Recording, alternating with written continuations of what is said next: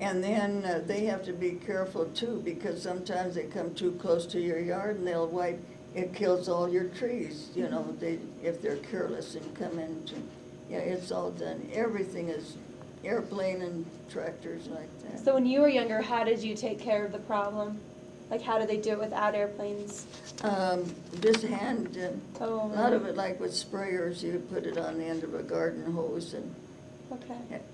you know, and spray it on the corn and, What was Simple Green? What was that? Something called Simple Green? Did you, some kind of poison that was called Simple Green? Did you ever? oh, Paris Paris green, Paris yeah. green. What was that? And they mixed it with bran, and then you had to throw that out in the field, and that was for grasshoppers. Oh, okay. That killed them, yeah. I know that my dad had a great big barrel, wooden barrel, and then it put water, mixed that, and it was green stuff then, and they had to have bran, get the bran from the elevator or something and mix it in with this Paris green and then. Do you remember how large your beet field was? Not really.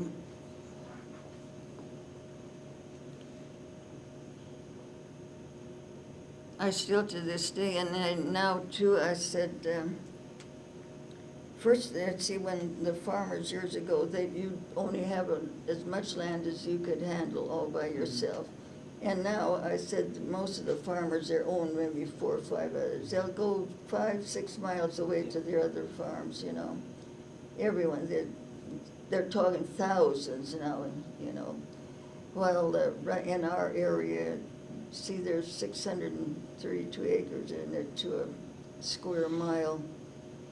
And there were 4 owners on that. Some just had a numeros. And let's see, what, I think we had 80 and my dad had 80 acres. So a lot. That's a lot. Yeah. You're on your hands and knees. This is Aaron. What effects did the Dust Bowl have on your family and your way of life? He's asking about what happened to the family during the Dust Bowl, during that time, when things dried up.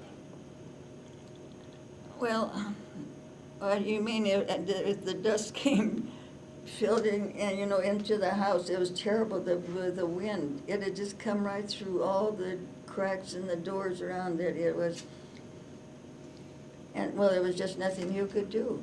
Was this night and day or just All day long. all day? Yeah. It was just How long did that blow and last blow. for? How long did that last for? I don't know, it lasted quite a while.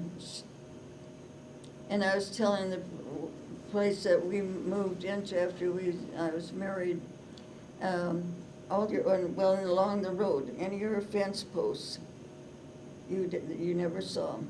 It was all sand, all our whole front lawn, what is it lawn now? It'd just drift. So as you And do- then that sand and the wind cuts everything off, you know, it's just gritty and, So what did you do during that time period when the dust was coming? Because you couldn't farm, right? He's asking about farming. What happened to the farming during those dry years, those Dust Bowl years? You still had a crop, or still tried, right? oh, yes and no. You lost a lot of, I don't know, I was trying to think too, just what they harvest. Then too, you'd raise just enough feed for your cattle and your chickens, you know, and they didn't really try to raise enough, you know, to sell outside of the sugar beets. And then that was to pay the taxes and like that, but, Did you ever think about pulling up stakes and going somewhere else during that Dust Bowl? Did you? Nowhere else to go? Yeah. to this day, I don't go to town. I love the farm. Uh-huh. So you still live on the same place where you grew up? For, let's see, we moved there in 42 when my husband, he got called by the draft board, but he didn't pass because he had St. Vitus stance and it affected his feet. So he, after we came back, he was a welder in the shipyards, and then and they wouldn't accept him. So then that's when we started farming on our own, and so in this house. That was in 40, so subtract that from 205. It's been, So what do you really like about having a farm? Like, why do you like it?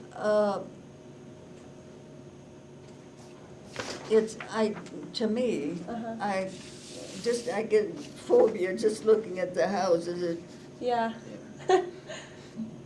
And I can't imagine about how, do they all get along? Uh-huh. And here, you know, you've got a bigger space in between. Right.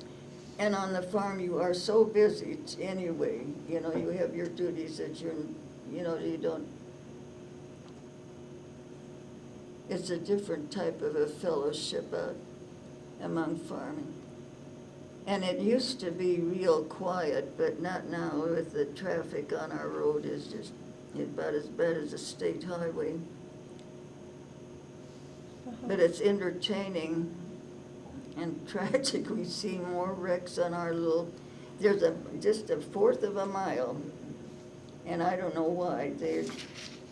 But they're patrolling. The patrolmen are out pretty busy now too, watching that. Do you have any children? You have grandchildren, so yeah, you have children, right? You had children, right? Yes. Yeah, do they have farms at all, or did they move to towns? Well, my son does. Uh-huh. Not farming, I mean, he works for a farmer. Okay. He worked for the landlord for 18 years until he died now, and Uh-huh. so. Why do you? But we drove, I was 60 years old before I learned to drive a tractor, and I did some pretty funny things. I took out a whole acre of corn before I got it turned around at the end of the one grain field. And both of the girls and their dad said they were better tractor drivers than the boys that he hired. He did a lot of hay baling, and so that's why I drive the tractor for him. But then when the children were all in school, then I had to take over. Mhm. Do you think it's sad that a lot of the old farmland in like this area is being converted to towns more? It's being developed over? It's coming Yeah. close, and it's frightening. And Yeah. on our mile, 3 miles into LaSalle, they have torn down, I think, 4 homes. There's a lot of new homes being built right in our little area, right there. They either burn them and have the fire department come in for their training. You can have them come and burn and they've burned several houses, and the others, they just come with the bulldozer. One was just about a half a mile from us that they demolished. Mm-hmm. So it's all changing so much. Yeah. This is Aaron. What was schooling like back when you grew up? Did you... We have had a grade school, and then when, for the 9th grade through the 12th, we were bused into town 10 miles and it's on the same campus as the university is there, or we called it College High. But we had, the first 9 grades were, 8th grade were we called it Big Bend School, and we lived 3.5 miles from that. Was it like a one-room schoolhouse, or did it have multiple rooms in it, your school? Was it like a one-room schoolhouse, or did Oh, it? no, It was a big no. school. No, it Okay. had all grades and a great big gym Okay. It was a real nice. Uh-huh.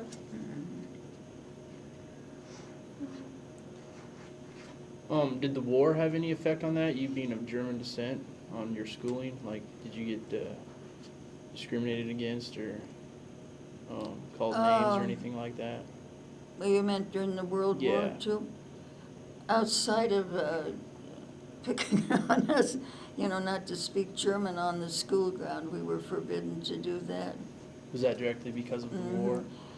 But otherwise, I'm not aware of anything else, because I was just in the 3rd grade, and Oh, really? so Yeah. that part of it, I just know that I couldn't speak German to my sister anymore.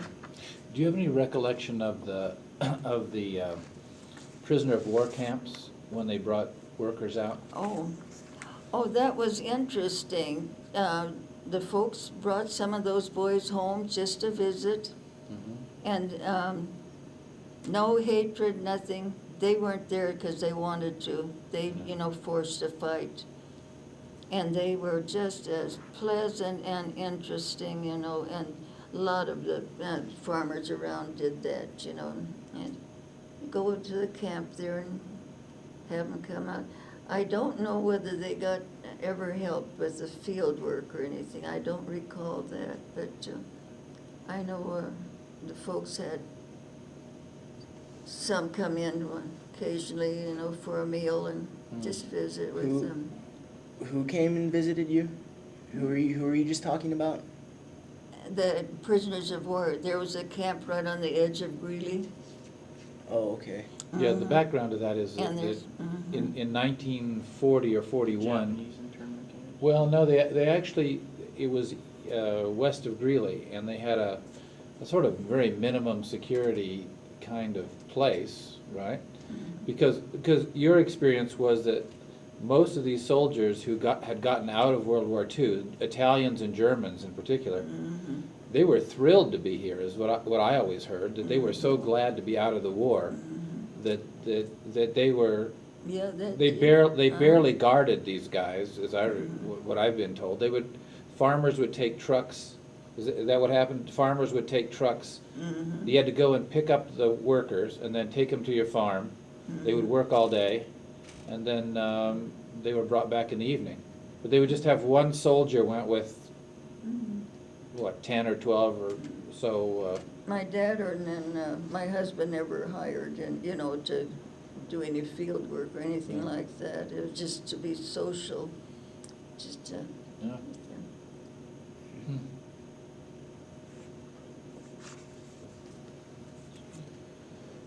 Do you remember the winters out here before you had electricity or any of the new technologies? at what time?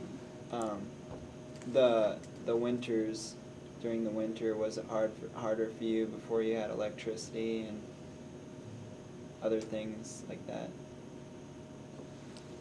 He's asking about what you recall about winter. How difficult was it to get through a winter, especially before electricity and before you had cars and things? We went through that terrible, that it was common, and Mom took a lot of pictures of it. And the snow would be so deep, and Dad would have to dig just a little path to get to the cow barn. And of course, we kids thought that was real great, talk about a maze. Yeah. But it was snowbanks. And the roads, a lot of times, we'd have to go through the neighbor's field and go clear around over, I don't know, trying to get but the way our road was, it was blocked so much and so deep. And you couldn't see a fence post, nothing. It would just, it'd be, and so. It seems like it doesn't snow that much lately. Have you noticed that we've gotten less snow in recent years? It dwindles and dwindles, and now you don't see much snow. Yeah, it was really, we got deep snows and the long lasting. When we were first married,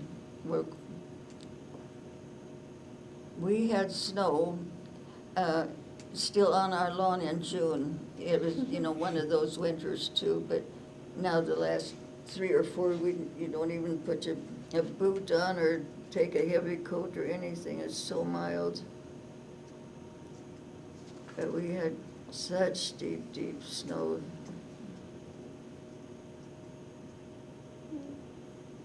But the milking had to go on.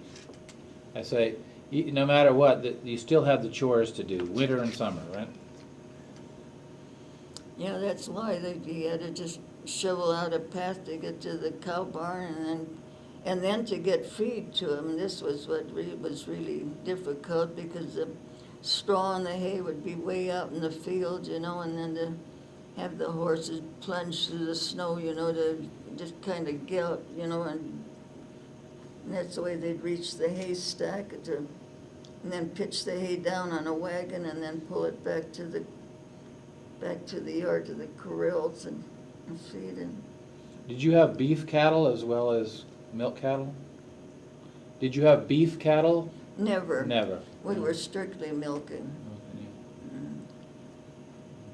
Did And you, probably never more than, I don't know, maybe 20 milk cows. We always were on a small scale. Mhm.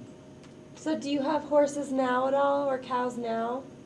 No? Do you have any No, animals now? No cats, no dogs. Nothing? Do you miss having animals around? We used to. Yeah. Yeah, we had, and I loved the poodles the best. Yeah. We had one, it was given to us, a coal black one, and it would walk on its back feet. And he did walk from one to the other around the room and lovable. I mean, the minute you sit down, they're right on your lap. Yeah. And I was gone one whole weekend, and my son was telling. In the evening, he said that dog drove him nuts. He'd go in the utility room, he'd come out, he'd look in the kitchen, he'd come out, he'd go to my bedroom, he'd look in there, then he'd go and jump in his lap and he'd sit there. Well, pretty soon he'd get down and he'd go to every room again, and he did it all. He said it just drove him nuts. I was missing, and he didn't know where to look. Yeah, just. How many horses did you have when you were farming? How many horses did it take to farm in those days? Never. I would say four or five at the most. I think that's all. About four would be the most that they ever hitched up, and that was rare. It was just two, because the machines were just, you know, made for two horses. Yeah. Did you have any like accidents ever on your farm that you remember? Mm. Like any accidents on your farm? And like what would you do if that Before we happened? moved on, the one uncle, he's the one that had this house built, and he was the first occupant. And he put his 3 children on a wagon, and there was a hole in it, and they were sitting and hanging their legs in there. And some way the horses jerked and started out real suddenly, and the little boy fell and got under the wheel, and they crushed him. But it was before even, I was too young even to realize any of that. But outside of that, nothing that Did you ever go to the hospital? Like, did you have a hospital in your town, or what did you no, do? we had to go to Greeley. Greeley? Mhm, Okay. mhm. Did you ever did anyone ever get like sick and so you had to bring them there? Yes, so I had all 4 children there, and then a lot of surgeries. And so, Did you ever use any of like the new antibiotics? I know that like medicine, there's a lot more medicine now than there was then, right? Did like your children ever use like new medicine or anything? Did they ever get vaccinated No. for stuff? nothing really. No. Can you talk a little bit about what you're saying about polio? Because my recollection is that, you know, polio was a terrible disease, and I had a brother-in-law that had it, yeah, and it crippled him. But I guess the children all had, maybe all of us had got shots for that or something. I don't recall. it was finally, I think, 1956 when they solved that, the polio problem. Yeah. And there were other childhood diseases at the time. I mean, there were You had mumps and measles, right? You bet. Yeah? And we never had scarlet fever, but I know the mumps. And I just really don't remember anything much outside of that. Did you ever see would you have a country doctor who came around to you? Used to. Yeah. And they'd, now Lynn, my youngest son, is a CP. And he went into a convulsion one night and it frightened me and we called, and he stayed with us till midnight. Yeah. And he had to hold the tongue down. And then when he left, though, then when he realized, that he was getting over it, and then Lynn just, kind of went into a coma or quiet, And then he said, now he'll either continue going to sleep and go into death, or he'll come out of it, but then he didn't. A lot of people don't realize that he is a CP, but he has his limitations of what he can do. It affected his whole right side. He can't quite lift his arm and clear out. And his hands, I was reading about, well, that lady was so upset because her boyfriend held the spoon like this, Well, I said, Lynn has to, he can't work it, he can't hold a spoon. He has trouble holding a pencil to write with too, he doesn't have full control of that. And his whole side is turned. If you walk behind him, watch him, his leg is turned and he's walking like this. To me, I fall over my own feet, the way he just misses it. But he's my caretaker now in my ears, and I want to cook. He is one good. He makes one casserole after another. He just loves to put her around the kitchen. I was just curious, so you've lived most of your life in this area. Have you done much traveling? Well, we lived in Portland, Oregon when he was as a welder. We were there, I think, just 2 years until the draft board called us, and then we had to come back. And then because of the rock shop, every summer we would go on to the different states and hunt for rocks. And so we went to Texas, and then a lot of times to Wyoming. We did there and hunt rocks, and then here in Colorado to where the bone is, and dinosaur bone. But not long trips outside of that. It was always kind of business and pleasures, the rock shop, the rock hunting. Have you ever been to like Europe or anywhere? Or have you only been in the United States?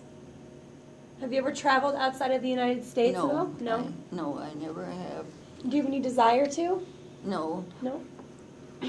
I flew just once, and I said, never again. That's not for me. Yeah. Where did you fly to? Where did you fly to? You think, where did you fly? From Denver to Milwaukee. And it was in fog, the whole thing, and all of a sudden here you're looking across the fog, and here comes a plane, and I kept thinking, what if it comes right up underneath it? Oh, it was so frightening. The whole way just, and then all of a sudden you drop down, and here you're over the town. You said that you traveled to search for rocks. What is the rock shop that you? Oh, I have a rock shop at home that we started in '61, and I'm still running that now. Out of your house? And I still work with that. I sold the equipment last weekend, but I have all the jewelry and all the findings. You can do it your own way. I have all the rough rock yet, and a lot of it. And I've been alone working with that alone for 25 years. Yeah. And we traveled to the quite a few towns in Colorado, and in Wyoming and in Nebraska, went to rock shows, took our stuff there. What do you remember about LaSalle in the 50s when it was kind of booming? LaSalle was a town that actually had a grocery store and some other things, right? The folks had a postcard, and I gave it to the town of LaSalle to put in there if they have a scrapbook. And it was really plain. It was just mostly, and then the trains used to fill with water. I don't know, and then I don't know what it shows. The railroad track, and it was just scarcely nothing in that town. So it just.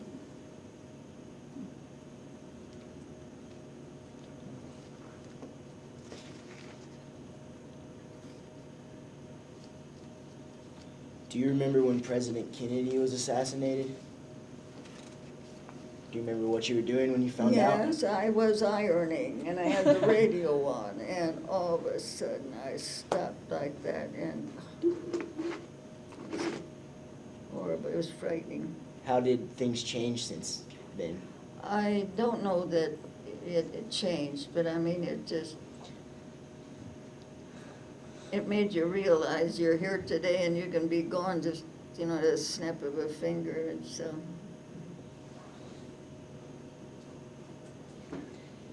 Have you always had a radio in the houses you've been in, or when I did you used to first have get one? music Okay. all day long, soft music all day long. Uh-huh, Everything I did, I had little radios here and there. uh-huh. And I still like music, but I could forget the TVs, and I'm a reader. Uh-huh. I read about 2.5, 3 books every week. Have you always done that?